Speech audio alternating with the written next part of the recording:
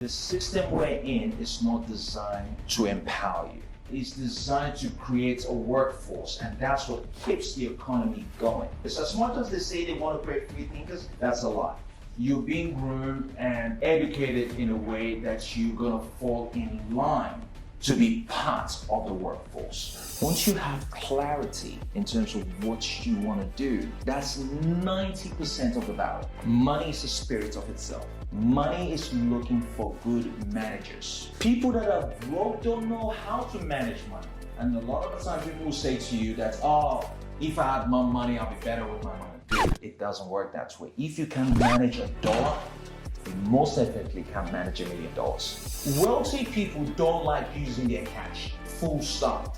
They will borrow as much as they possibly can. And why do they want to borrow? It's because they're earning so much income, they need as much tax deductions that they possibly can. All right, cool. For those of you that don't know my name is Mayaki. It's really straightforward. No middle name, just Collins Mayaki.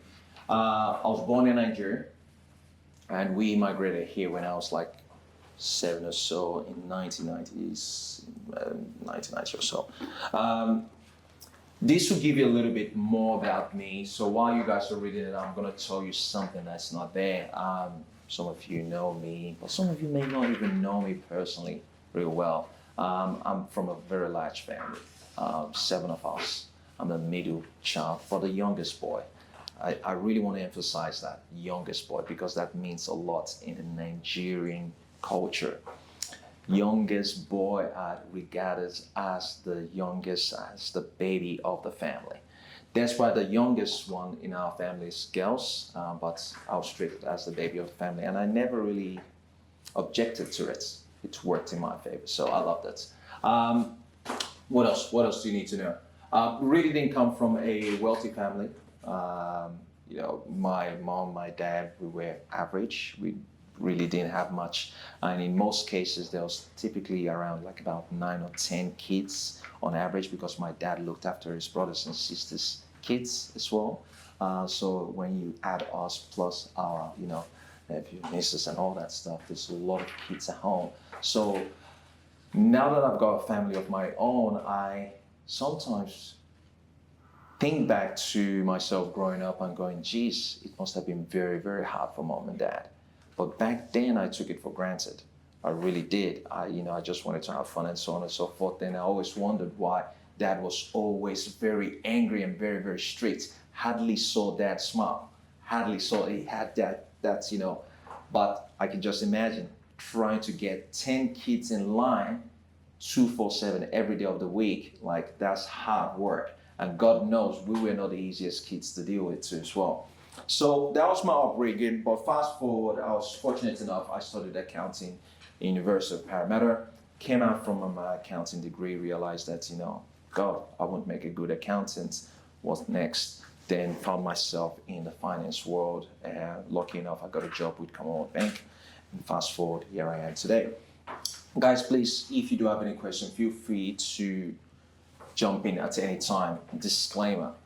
God, I don't want to stress this out. Please do understand, the purpose of this presentation is just educational purpose only. It's not for you to be taken into account that, you know, you can apply this directly into your personal life. Obviously, you need to go speak to someone like a financial advisor, a broker, an accountant, for them to take your personal circumstances into consideration before you apply it. So please do understand that this is just educational purpose only.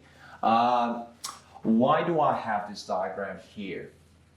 This diagram is going to make a little bit more sense to you guys as we go along. As we all know, today's topic is about generational wealth. What's generational wealth? How do you achieve generational wealth? If I'm to say to you that these two things are the difference between generational wealth, would you agree with me?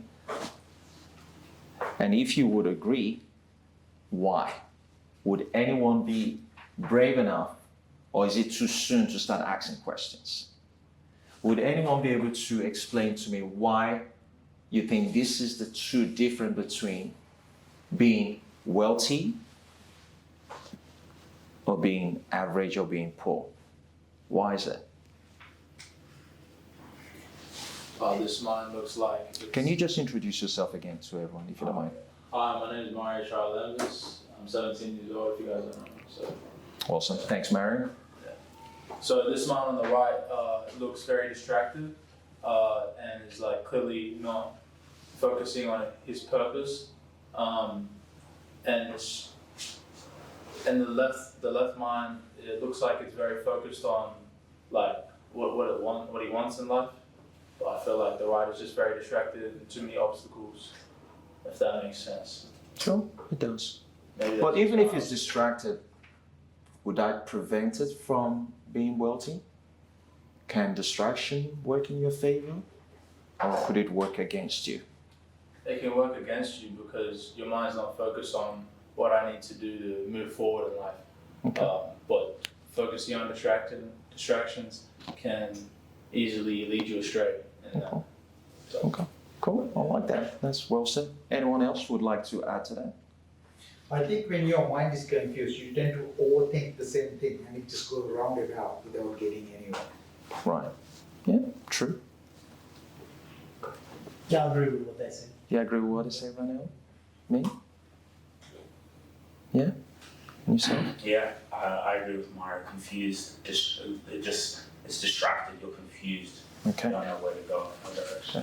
Well, obviously, those image basically says it all, but let's take it one step forward because this, honestly, this is the difference between being rich or poor. And if you could really, really clear this, it's not that complex. We always try to complicate things, but it's that simple. Think about it this way. What's your name again? Mario. Mario. Yeah. Before you came here, Mm-hmm. have you ever met me? No. Have I ever met you? No.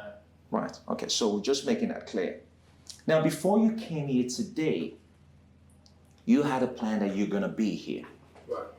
Have you ever been to this office? I've never been to this office. Now, if I can get you to go back to 2 hours ago, even yesterday, or from when you heard about this and you made the mental decision that you're gonna be here, did you kind of start strategizing how you're gonna get here in terms of transport-wise, and even next level, picturing yourself here? Did that play unconsciously in your mind? Yes, that did happen. Yeah. I was thinking about how I was gonna get here, how I'm gonna get back, what type of people I'm gonna meet, what new things I'm gonna learn. So that did come. Okay, now let's add something else to the mix. Let's say when you found that this event was taking place, no one told you what time it was going to take place. No one told you exact location it was going to be. Will it be easier for you to make your way here, or would you have found it very, very difficult for you to get here? It would have been difficult. Yeah. Yeah, and literally that's the difference. Once you have clarity in terms of what you want or what you want to do, that's 90% of the battle. Very simple. I want to earn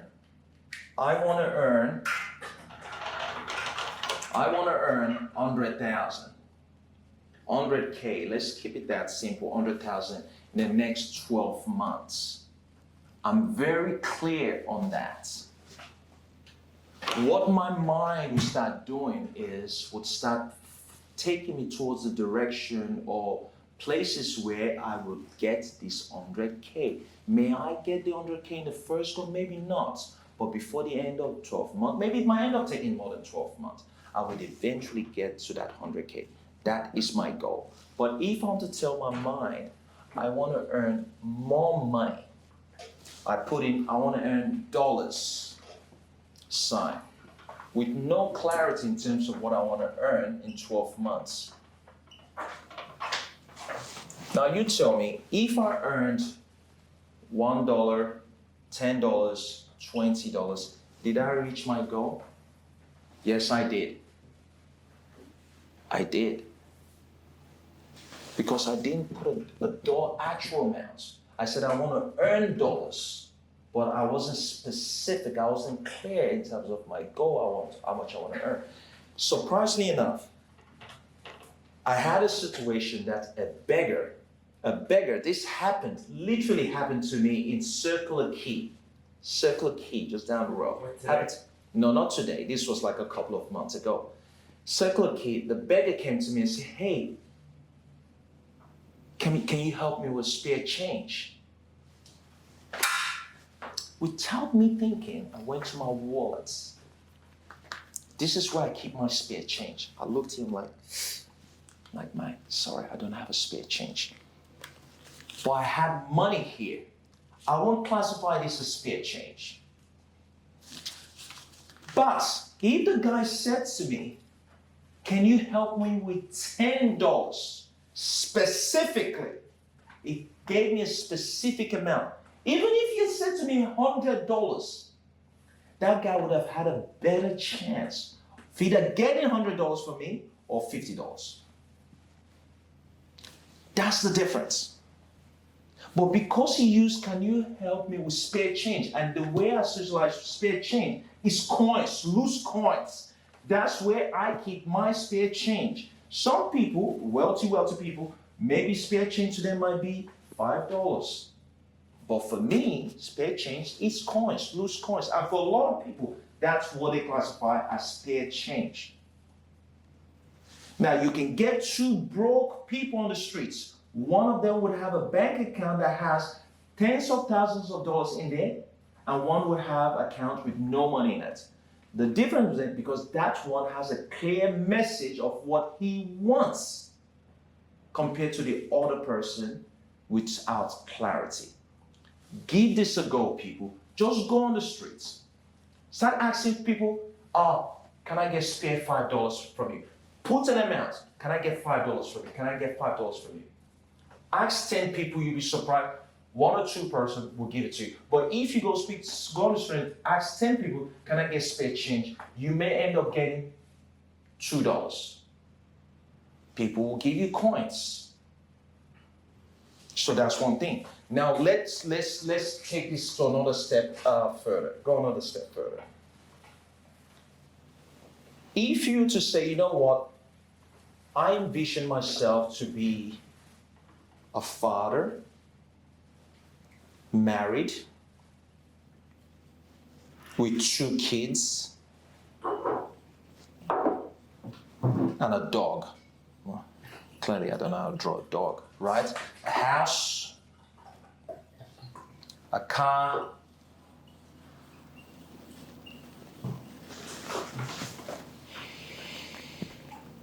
and a holiday home.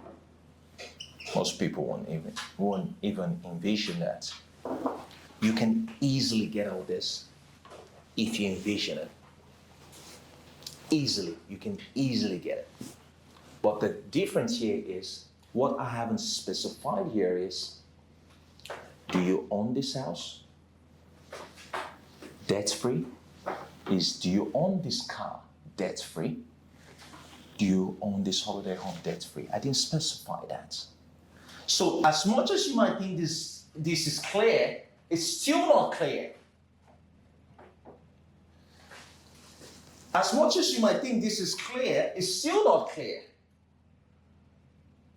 Not every wife or wife's material.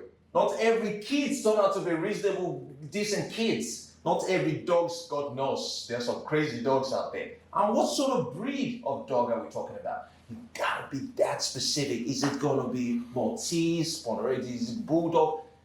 That it has. Oh my God, you guys don't understand how specific, how clear God needs to be. It has to be so crystal clear that whenever you shut your eyes, you can see it in your mind's eye. Why did I say mind's eye? Nothing in existence can ever manifest in the natural realm if you can see it in your mind's eye.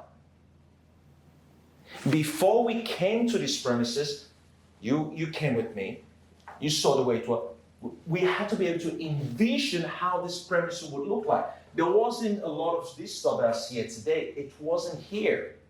But you had to have that clear vision, what it could look like, the white walls, the table, this demarcation and all that stuff.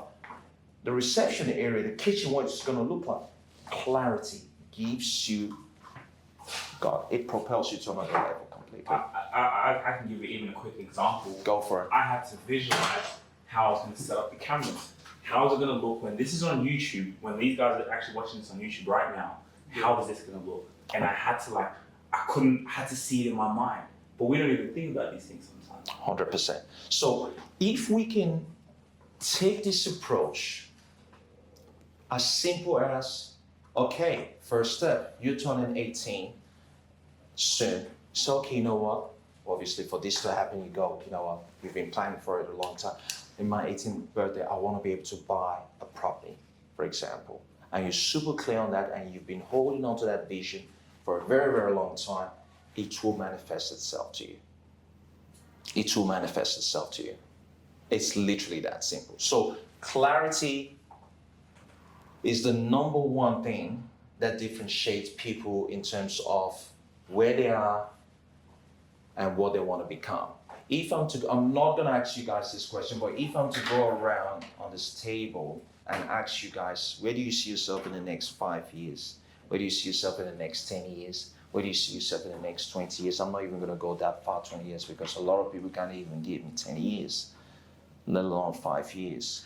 But based on everyone's answers, because I've been doing this so long, based on your answer, I can tell who's going to achieve it and who's not going to achieve it. And because I don't want to break people's feelings, I don't say anything. The ones that are not going to achieve it, I just don't say anything. I'm like, this person's fooling himself. You're not going to achieve it.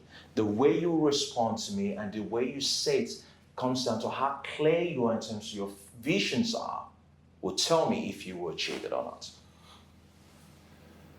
If you were to ask me in terms of where do I see myself in the next 10 years, where do I see myself when I'm 70 years old? I know the type of house I want to live in. I know exactly where, north facing, west facing. I know if it's going to have a staircase in there and how many staircases I want it to be. Is it going to be overlooking the water? What sort of landscaping is it going to be?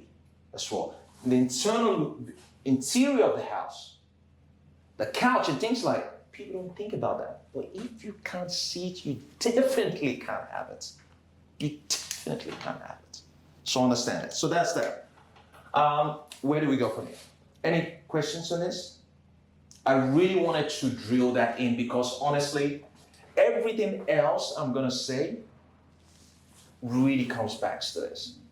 Really comes back to this. Once you understand this, you can literally just walk away from me and go, you know what, yeah, I now understand what I need to. I don't need to listen to the rest of the presentation because it all kind of comes back to this. Any questions? Pretty much all good. Cool. What's this? Foundation of wealth creation. Now, if you look at this, it talks about definition of generational wellness and wealth. Why generational wellness and wealth matters, and financial literacy and education. Let's touch on this for now. What do I mean by generational wellness and wealth? Without even looking into this for too long, thank you so much for getting rid of that. But what do I mean by wellness and wealth? I'm purposely saying it so you guys don't read it. What do I mean by wellness, generational wellness, and generational wealth? Can someone try and explain the difference between those two? Basic explanation. General wellness is more about, I guess, mind and physical, whereas for a lot of people, or most people, wealth is material. Yeah. Anyone else? Generational to me is that it's not one-time instantaneous thing. It's something that exists and continue to exist if it come about. Mm-hmm. Yeah, true. What is it? What? Yeah. Eventually you're going to say something. I was actually trying to read that. I was going to say something like that. What do you Yeah. say? Okay, cool. Let me explain a little bit more. And yes, you guys are all right. Now, when you think about this, I'm sure you all would have heard the term that, Well, I got one for the generation. I feel like having generational wealth means that you're able to provide for not only for your wife but your sons and daughters when they grow older, and you have enough money to support them for when they have kids. That's what I interpret what. Absolutely, absolutely. I wrote a particular verse down here, which is proverb. For those of you that are biblical, I do believe in God. Personally, myself, I believe, I'm nothing without God. That's everything involves around it. And in the Bible, in Proverbs 13, verse 22, it says, a good person creates wealth, creates inheritance that lasts for their kids' kids, for generations, in terms of it lasts in their generation, it lasts in their child's generation, and the next child's generation. So at least a good person means a good person needs to be able to create wealth that lasts for at least 3 generations. So as creators, we need to be thinking about not just us. We need to be thinking about the wellness of our kids, the wellness of our grandkids. So if you're the kind of person that you like buying designer clothes and things like that, maybe start thinking, what, do I really need to spend $10,000 on that shirt? I'll be okay with $100 shirts. Maybe I should invest the rest into some sort of educational plan for the next generation, or put it into stock portfolio to help the next generation. So once you start thinking about the next generation, that's you starting to create wealth for the next generation. But if you to break it down in terms of generational wealth, wellness and generational wealth, you all would have heard the saying that when a rich person goes broke, they go bankrupt, it takes them less the amount of time to rebuild that wealth again. And you all would have also heard this, that if you take all the money from all the rich people in the world and you divide that money accordingly to everyone all around the world, I can guarantee you guys, in less than one decade, all that money would end back in the hands of the rich people. How does that work? Common sense. 1, money is a spirit of itself. Money is looking for good managers. People that are broke don't know how to manage money. And a lot of time people will say to you that, if I had more money, I'll be better with my money. Dude, it doesn't work that way. If you can manage $1, you most definitely can manage $1 million. You'll be thinking, no, it doesn't make any sense. Yes, it does. You cannot manage $1. I say this to my kids. It doesn't matter how much they want, whatever. That's only $5. What did you do with the $2 I gave you? You couldn't manage it properly. Why should I give you $5? This time. No. You got to learn to manage the little you've got. Then you know how to manage bigger amounts. Now, when we look at the wellness bits, I know I digressed a little bit. Wellness bits is what the wealthy people have got. One thing is to give someone generational wealth. Let's use real estate as an example. I've passed away. I said, Romeo, there you go. As part of my gift to you, being part of my bloodline, this is a portfolio of $10 million property value. There you go. Now, if I haven't given you the education, I haven't given you the literacy, the education, the wellness on how to manage that wealth, those wealth will be diminished in your generation. You won't increase the value of that wealth to pass on to the next generation, rather you will diminish that wealth in your generation. So not only do we need to pass on generational wealth, we need to pass on generational wellness, the knowledge, the intellect, how to create rather than being a consumer. So for me, I would rather wellness than wealth anytime. Because once I understand, once you know how, going back to that clarity, once you know how, materialistic stuff, which is the wealth things, because how do humans measure wealth? Majority of people measure wealth based on all this, your family, your dog, your car, your house, your clothes, your watch. That's what majority of people measure wealth as. I measure wealth based on this. This is wealth to me, not this. I could be speaking to someone right now, and regardless of where they are right now, based on the way they talk, I can tell it's just a matter of time this person is going to be a millionaire. They've got the language, they've got the sight, they've got the clarity, the mind of a wealthy person. Regardless of what today, right now says, even if that person is living on the streets, it's just a matter of time. That person is wealthy. They just can't see it now, but it's going to come into tuition. All right? Cool. Any questions on this? Please feel free to ask any questions anytime. All right, next.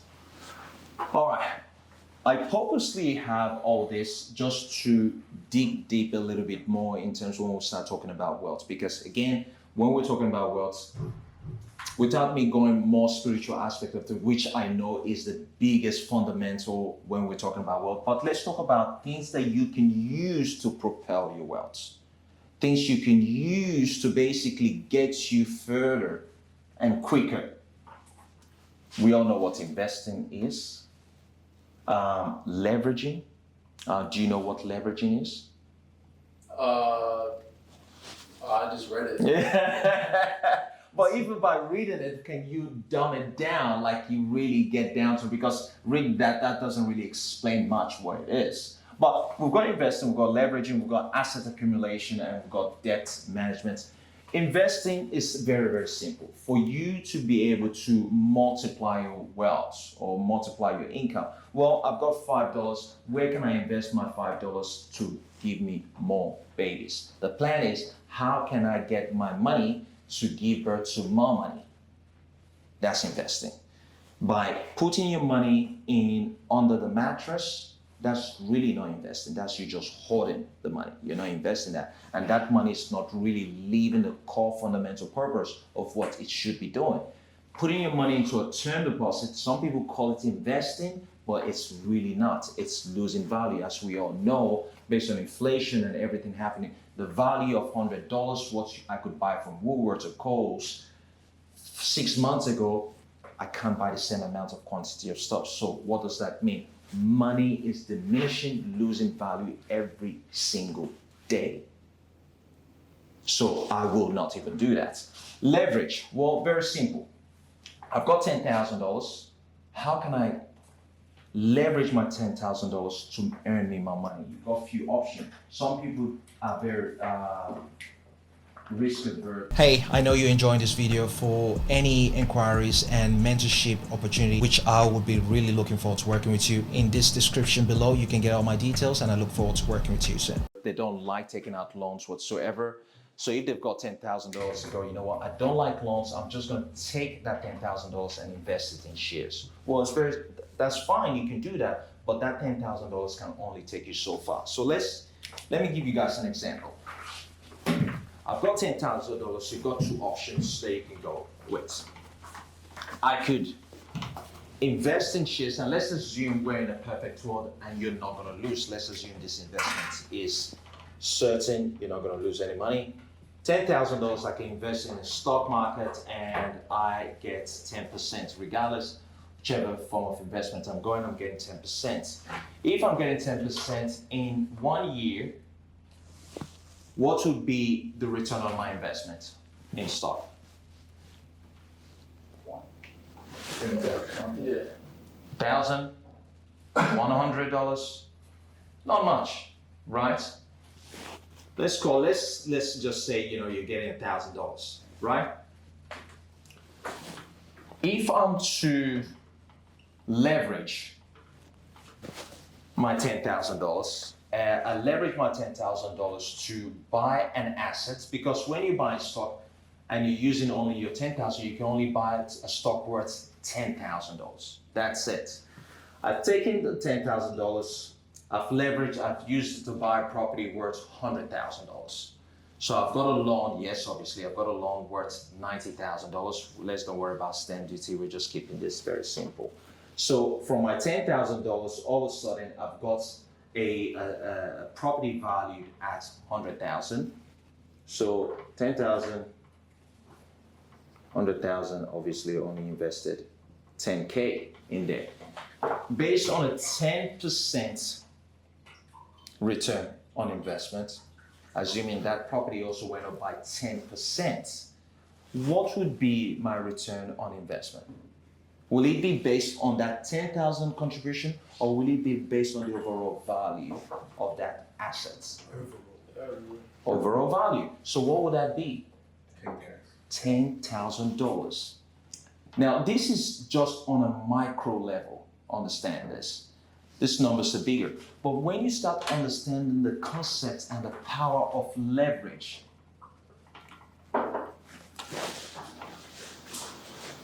the aim is how can I accumulate assets using leverage as much as I possibly can, as quickly as I possibly can, to build wealth.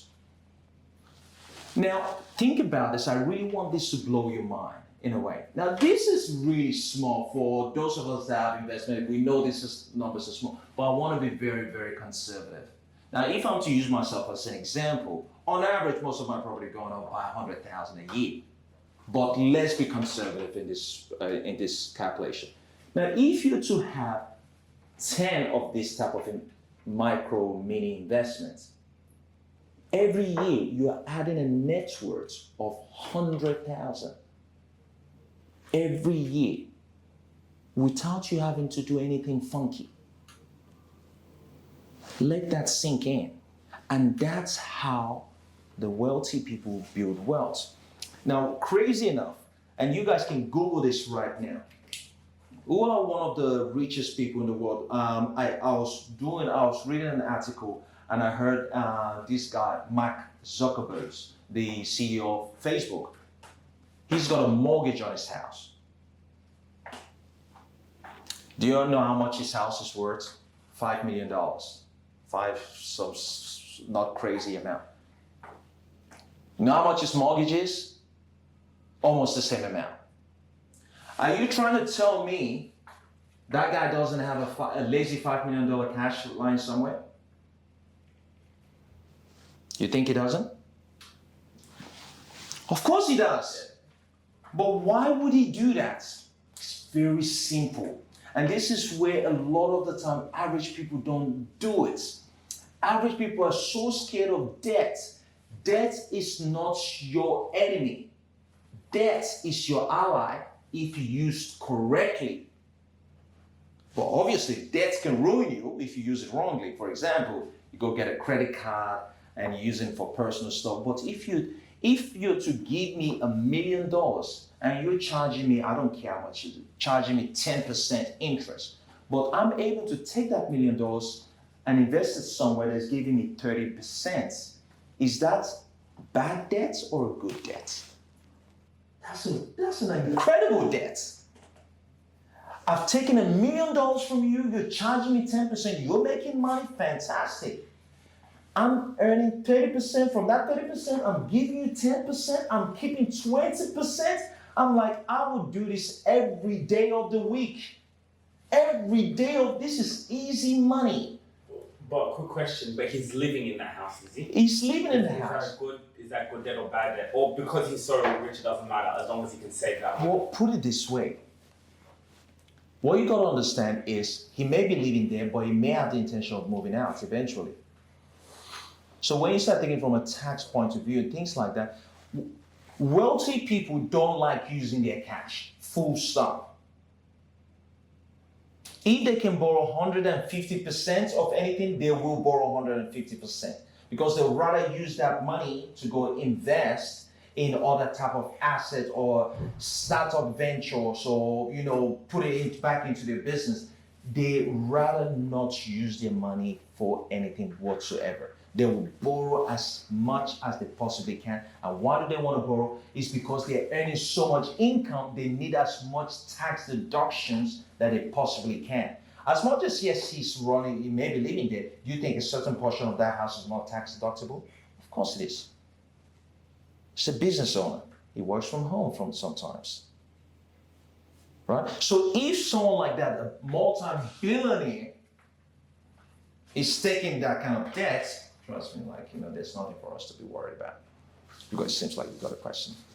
No, I was just thinking what you were saying. You're thinking about oh wow, I need to go get myself some debts. But be very mindful, not all debts are good debts, all right? So you need to be able to distinguish between what's a good debt and a bad debt. So when you start understanding this, it looks so simple, but if applied correctly, it's this difference between you earning $1,000, which is not going to be enough for you to pay your bill. That's $1,000 a year. We're not saying a month, a year, compared to someone increasing their net worth by over $100,000 a year without having to do anything fancy whatsoever, right? And that also could be the difference between someone retiring with $200,000 or $3 million. Do we all know what's the average super balance that most people retire on in Australia? It's a little bit different from male and female. Do we all know? It's under 300K. Under 300,000. Now you tell me, at the age of 65, and this is a very bad, harsh reality. Australia is a very expensive country, let alone assuming you live in Sydney, you're screwed pretty much. You've retired at the age of 60, 65, and with technology and our medical system, people are living longer now. We've got good health system. So from the age of 65 or 60, whenever you retire, do you think 300,000 can sustain you for the next 20 years? It's impossible.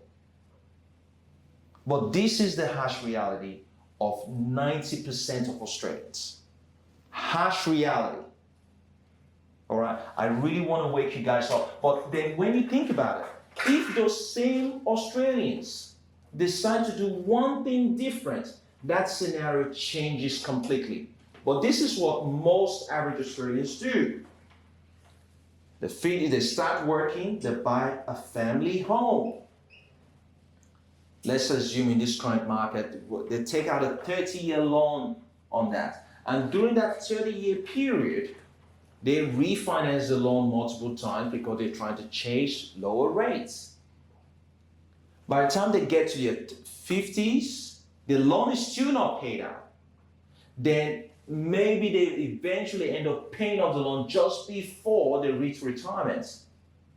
At that point in time, once they've paid off the loan, it's just their house, and their employer is contributing money into their super, which has gone up to 300,000. Let's be generous, call it 300,000. They don't end up with 300,000. They've got 300,000 in their super balance. Now their home is debt-free, no money owing on it, and they're like, I'm so happy. I finally paid off my mortgage. I'm free. But you're like, hold on. What do you mean you're free? You're not free. How are you going to live? I'm like, okay, I still got 300,000. All right, fantastic. You start drawing down on the 300,000. Year one gone past, year two, 5 years later, they're like, oh my Lord, we've got less than $100,000 in our super. Then what? They get into a state of depression. And then they start going, because understand how crazy this is. They work all their life just for this. But if they've done one thing differently, they go, okay, during that process when they were refinancing, and let's say this property is now worth, it's now worth $1 million. Right? $1 million today's market, which is quite great. What you realize most of the time, because they're so accustomed to this home, they're emotionally attached to this home, they don't want to move out of that home. They want to stay there, which is fine, it's totally understand. That's where they've raised their family, that's where they've raised multiple dogs, that's where they've raised their child, that's where their grandkids come to. they are emotionally attached to this home. But if what they've done during that 30-year period, they decided to access 200,000 from their family home, even if it was like 15 years in between that, and they took those 200,000 and invested those 200,000 into a property worth 500,000 20 years ago. Two, I'll show you what the difference would look like in terms of their retirement age. They would have ended up with $400,000 loan, $400,000 loan, and the property was worth 500,000. And let's assume they decide to pay interest only, because let's keep this very simple. They pay interest only because they were focused on trying to pay the family home. Is this after they get their retirement money? No, this is before they Oh, this is before they reach retirement. Okay. I'm creating different scenarios, assuming they did something different rather than following the normal traditional term that people go. They took that money out from their property before they reached retirement, maybe when they were in their 40s, they took that money out and invested that 100,000 into two properties. And assuming they don't pay those properties off, it was still the same loan amount. Now, let's say on average, Australian properties is going up by 5%. Over the next 20 years, we all know in Australia, properties double every 10 years, 10, 12 years, it doubles. So if this doubled every 10 years, in 10 years, it would have been $1 million. 20 years, it would have been $2 million. Doubled in price. But let's just call it, when they retire, it's now worth $1 million. Let's be conservative. After 20 years, it's only worth $1 million. $1 million, 1 mil, 1 mil. And do understand, this is a very conservative calculation, because if you're paying interest only, the rental income would make that repayment. It won't affect their lifestyle at all. They get to that retirement age of 65, guess what happens? They could decide and go, you know what? Our home is now fully paid off. Whew, we've got 300,000 in our super, but we've got these 2 loans, we can't be bothered paying mortgage anymore. Guess what? They can sell the property for $1 million, pay off that loan after sales and everything. Let's just assume they're left with 500,000 on this. They're left with $500,000 on this. This is extremely conservative. It will be way more than this, but I'm being very conservative. They will be left with $1 million cash in addition to the 300,000.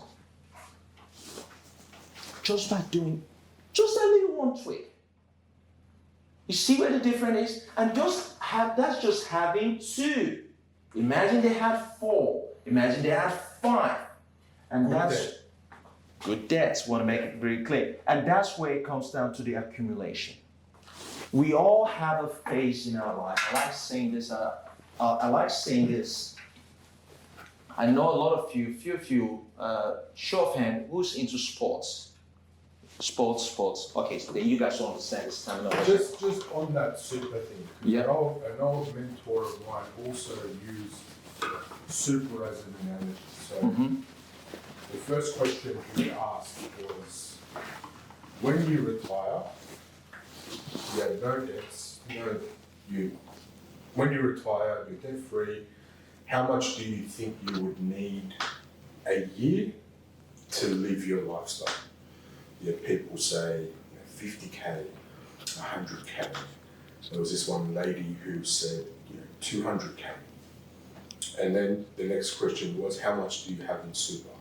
Or the average super being 300K. So the person who would say 50K, which I guess on average a maybe retired person could healthily live off or comfortably live off without being in poverty, well, I guess then you've got to break that down, right? If you've got 300K in super, 50K a year to live comfortably, how far is that going to take you? 6 years. So do you think so? Well, then the question was, do you plan to die when you're 71? You're ready to die at the age of 71. Yeah, No. that's pretty much it. Well, what are you going to do from the age of 70 to 80 or 90, given today's life expectancy, and everyone didn't have an answer? But that's what makes that, I guess, average super number very scary. It is very scary. Because it sounds like a big number, but at that point in time, by the time we all you reach 65 years, your life expectancy then will be about 300 years old. That's cool, right? You need a lot more money. It would be, right? You know, by the time that stage, right, they'll have to cure cancer, they'll have everything. Yeah, you're going to live to 300. Well, I mean, that super isn't going to get you very far at all. And this is the reason why we all need to start having this tough conversation. It's very unfortunate that, as much as yes, people would agree, but the truth be told, people don't have this conversation. We have this, I'll worry about it later on. And that later on, it's coming very, very close. It's so scary when, we know people are worried about this, but because they feel so helpless, they feel so paralyzed, they want to do something about it, but they don't know what to do about it. They don't know how to go about it, and they just dig their head under the sand, and hopefully they too just sort itself out. But guess what? It never does. It never does. It's inevitable. It's inevitable if you're not clear in terms of what your goal is, where you see yourself to be. Well, if you don't have a plan, well, the future has a plan for you. Either way, there is going to be a plan. Is it going to be your plan or something else's plan? There's always going to be a plan. All right. What did I want to talk about? I wanted to talk about something in terms of. I cleaned it. Yes, I want to talk about the different phases of our life, and we use. In sports, you've got it's in quarters, right? The game goes for certain quarters. Then you've got a break. Then it goes for another quarter. Then you've got halftime. Then you've got in soccer, if the score is the same, then it comes down to whoever that scores first would eventually win, right? To get to the final. Think about it this way too, as well. He's not a sports person. I'm not a sport person, but I know you. That's golden goal. They've moved that a long time ago. But allowed them to go. But please explain that to me. For those of you that are sports fanatics, like really Extra time. extra times, exactly, that's the right word, extra time. Which is the same thing I'm about to use it. It is extra time actually. Now, most of us on average start working at the age of 20, right? When we start working, your first quarter is 20 to 30. Quarter one. Second quarter, 30 to 40. Quarter two. Third quarter is 40 to 50. Then you got 50 to 60. This is your fourth quarter. This is very, very important depending on what life circle where you are at and be able to take stock of is this where I want to be? What do I need to do? And how much time do I have left? Most people don't make it in quarter one. Very rare you get people who get to that status of I am super comfortable, I can retire right now. Very rare. You get people make it in this quarter.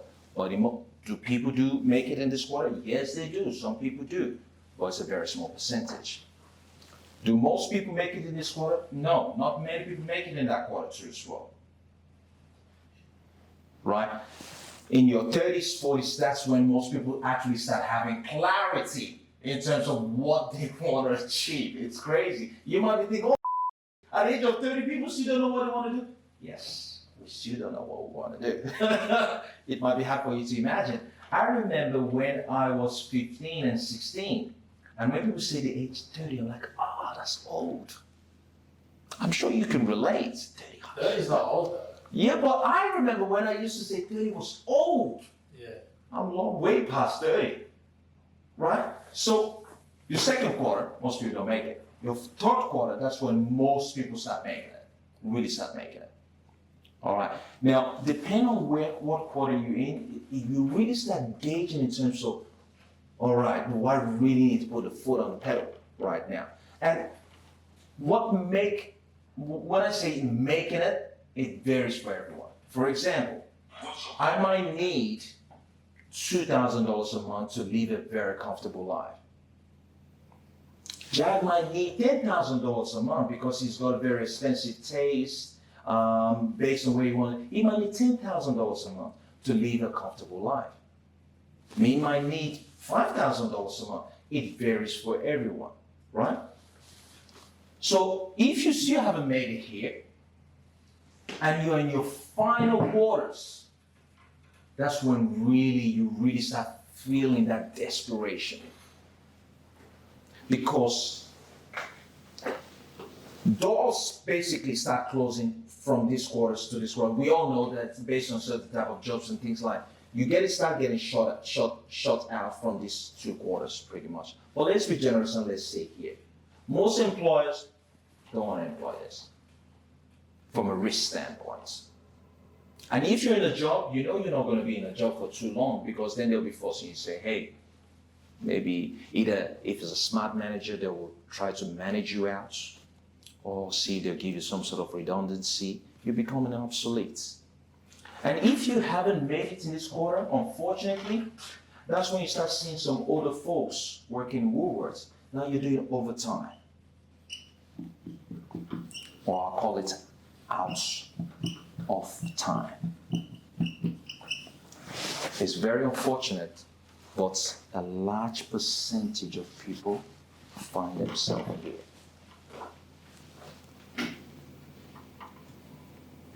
I honestly can't stress this enough.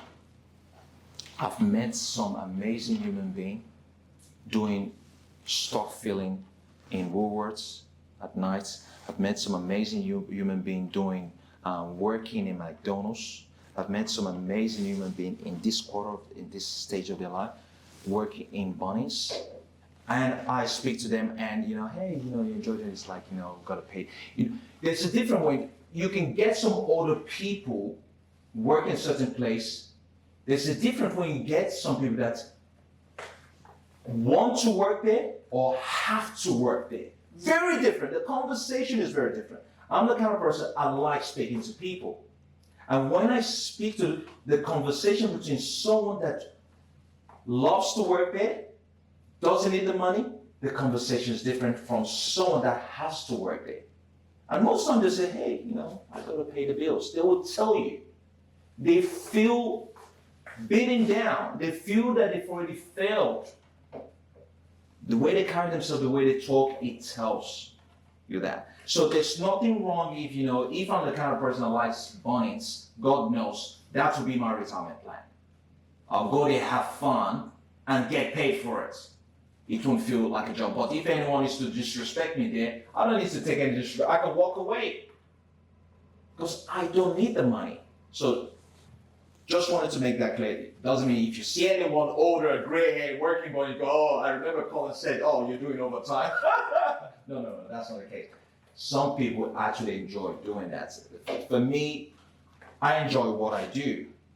If you see me doing this at the age of 90, it's because I enjoy doing it. I would do it for free, right? But if you see me doing it at the age of 90 and I'm grumpy, I don't want to be there, then maybe I'm doing it for the bills, right? So, wanted to make this clear. Any questions on this in regards to the different stage and phases of our lives? More than a question, I think it's good that you're making an effort to bring this to the surface, how a whole school system doesn't give any inclination. I think our young kids need to be told this in their young age so that they get concept of this. Most people break it and, like you said, past 30, they lost 2 decades of little things they could do to set them up to make that journey easy? You got to understand this is the system we're in is not designed to empower you. Understand that. And once we start understanding, and there's nothing wrong with that. The educational system is designed to create a workforce, and that's what keeps the economy going. The educational system can't create a society of entrepreneurial free thinkers. As much as they say they want to create free thinkers, that's a lie. When you look at the way the school system is set up, it's not set up for you to be a free thinker. It's a lie. If you think you're a free thinker, just try to walk out of the school premises and say, you know what, I'm out. I don't want to do this today. Someone's going to stop you and say, well, where do you think you're going? Try to start talking stuff in classroom. There's process. You got to raise your hands up. You got to follow the rules. You got to do what exactly you get assignments and things like. You're being groomed and educated in a way that you're going to fall in line to be part of the workforce, right? So when you start having this conversation, you start understanding, you got to, and really, there's nothing wrong being part of the workforce. Absolutely not. You creating generational wealth doesn't mean you have to be an entrepreneur. No. You just need to know how to be a good manager of whatever amount you earn. You don't need to earn $1 million a year. You don't need to earn $500,000 a year. You definitely don't even need to earn $100,000 a year for you to be able to retire with over $1 million. And I mean that. You could be earning $50,000 a year as long as you've woken up on time and know how to manage that $50,000 on time. You can be able to accumulate assets very, very quickly and retire very comfortably. Just a quick question. What are your thoughts also on, like, so you said here the foundation of wealth creation. Where does owning a business come in that? Is owning a business part of a foundation of wealth creation? There's a lot of things you can do when you want to create a foundation of wealth creation. There's a lot. So think about it this way, investing. It could be investing in business. It could be investing in anything. When you own a business, are you investing in? Is that Absolutely. part of the investing? That's part of the investing. You invest in your time, you invest in your resources, you invest in your money. To start up a business, you got to start up ABN, you got to pay people's wages, you got to pay for premises. That's you investing. And you're also going to be leveraging when you're doing businesses. You're leveraging off other people's talents. You're leveraging off your group of network. All this takes place when you are in business as well, but you just don't know how to break it down, or you just can't see it. You're investing in people, you're investing in premises, you're leveraging off people, you're leveraging off premises, you're leveraging off people in intellect, your assets accumulating, you're accumulating assets even in business too as well. Right? You're managing debt, God knows that. All this, regardless of how you want to look at business, personal, it all applies. All right? But also making it clear, I know you're big on business. Business is not for everybody. Not everyone is fit to be a business owner. It's a big responsibility to be a business owner because the livelihood of others relies on you. It's a great, massive commitment to be in. So if you're not someone that is willing to take on that burden, if you're not the kind of person that is willing to do what it takes to put other people first, I'll say don't do it. You don't need to be a business owner to be successful. And you don't need to earn 100,000 to be successful. There are a lot of people here that can agree with me. Just by a nod of head, you would agree with me here. You do not need to earn 100,000. I know we've gone into a society now, people start thinking, wealth, you need to be earning a certain kind of money. It's a lie. Wealth comes back to those images I showed you. Wealth is the state of your mind. That's where it all starts. Because understand this, someone earning $1 million a year, the level of appetite is a whole different level. They would need 100 million to be even comfortable for retirement. because they're earning $1 million a year. Someone earning $50,000 a year don't need that much. Their level of life is way much more easy and better than someone earning $1 million a year. You could argue that, but we're not going to go deep into it, because understand, the more you earn, the more you're exposed to, the more pullback, the more things you got to deal with. We've all heard this saying, what's that saying in terms of the more money, more problems? I think there's a music about more money, more problems, or something like that. It is actually true. For every action, there's always a reaction. For every blessings, there's also a 100%. So be mindful what you ask for. If you say you're going to earn 100,000, you got to be willing to go and do what 100,000 people do. It comes with more responsibility. You want $1 million? No problem. What are you willing to sacrifice?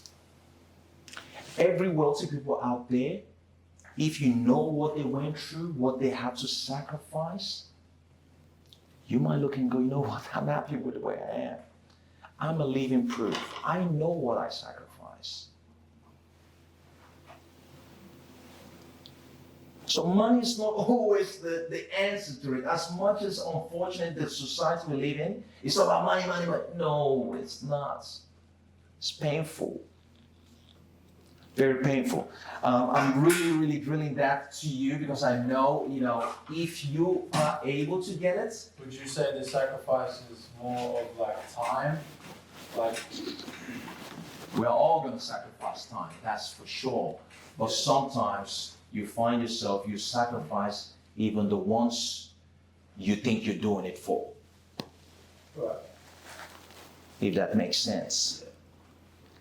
And that's the greatest sacrifice. We're all going to sacrifice time, either we want it or not. Right now, you're sacrificing your time to be here. Your time is the most precious thing.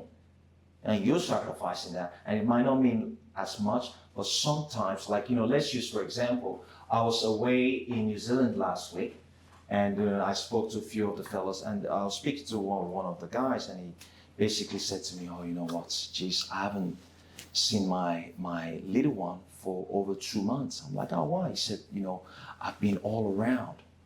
I've been in Melbourne, I've been here, I haven't seen my little one. It's only fun. And you can see the pain in him. Now, you can be on the sideline looking at him going, you know what, God, I envy this guy's life. He posts all this stuff on social media, that he's here and there and this and that, and you're like, oh wow, I wish. And the person living that life is going, I wish. All right? So, we're all going to sacrifice something. Nothing is ever going to come. That job position that you say you want, that money you say you want, you will get it. But what are you willing to sacrifice? And most times, some people end up working out. The smart ones that are smart enough before they get themselves into that rabbit hole very quickly, it's too late, work out what's important to you. And if you're able to define that at the earliest stage, I wasn't able to define that at the earliest stage. If you're able to define that at the earliest stage, everything you make, every decision will evolve around that and say, okay, this is important to me.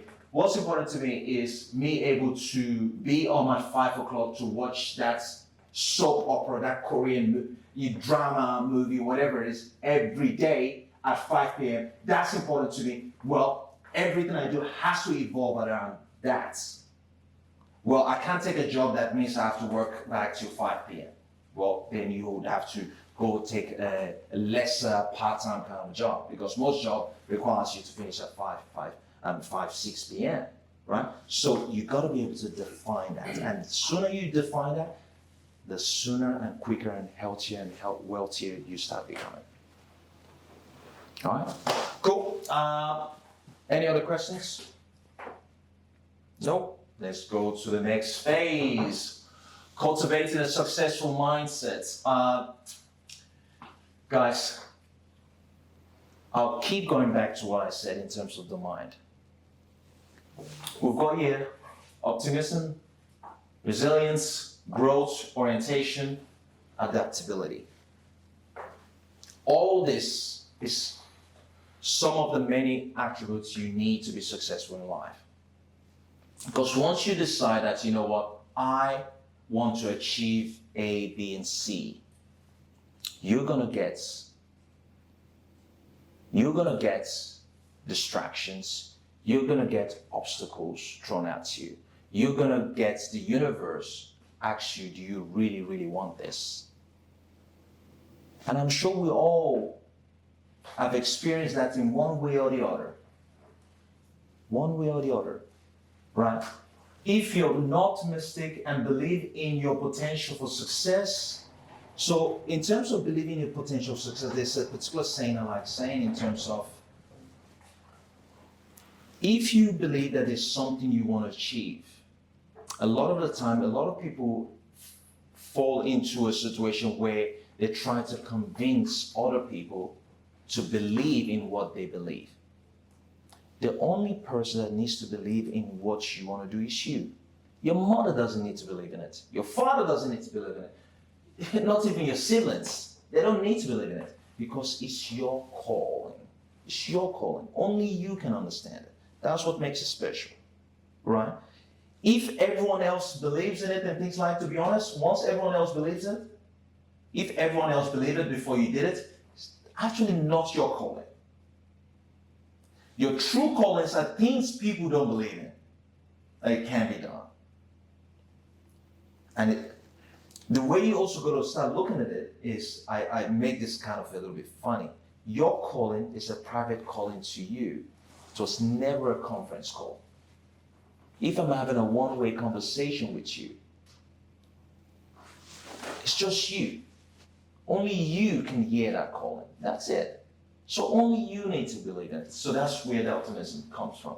The resilience is basically for you to achieve as much as clear as you can be, crystal clear, you have to be very resilient. That clarity, you might have to hold that vision for 1 year, 2 years, 3 years, 4 years, 5 years, 7 years before you realize it.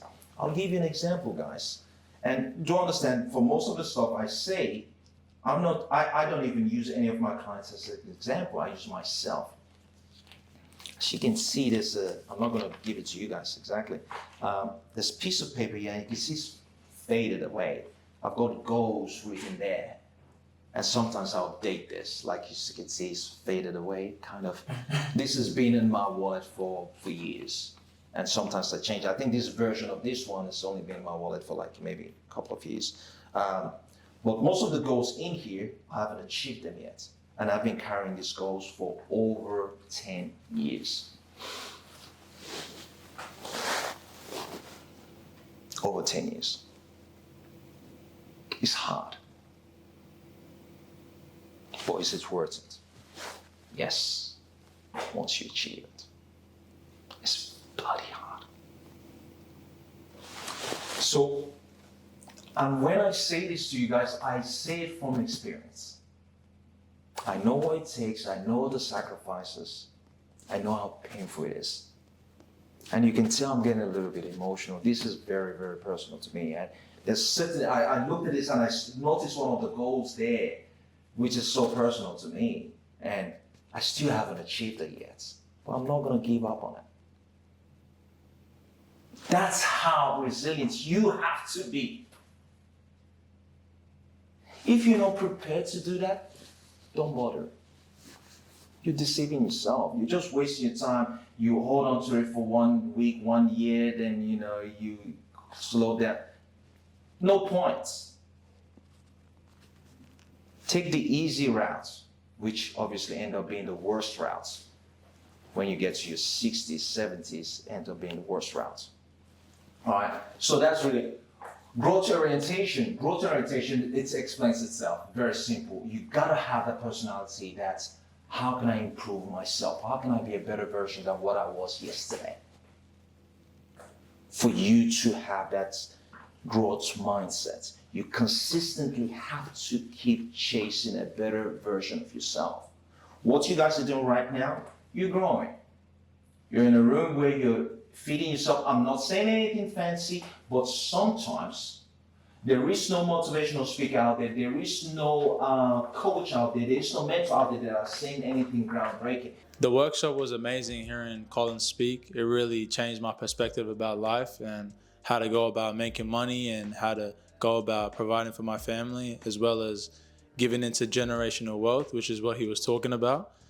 So that basically means giving into your knowledge that you've learned throughout life, whether it's about making money or helping people. I really felt like it resonated with me, and yeah, just hearing a lot of the wisdom that Collins was speaking really helped me and changed my perspective on how to be a better man and how to, be a businessman in that sort of sense. So yeah.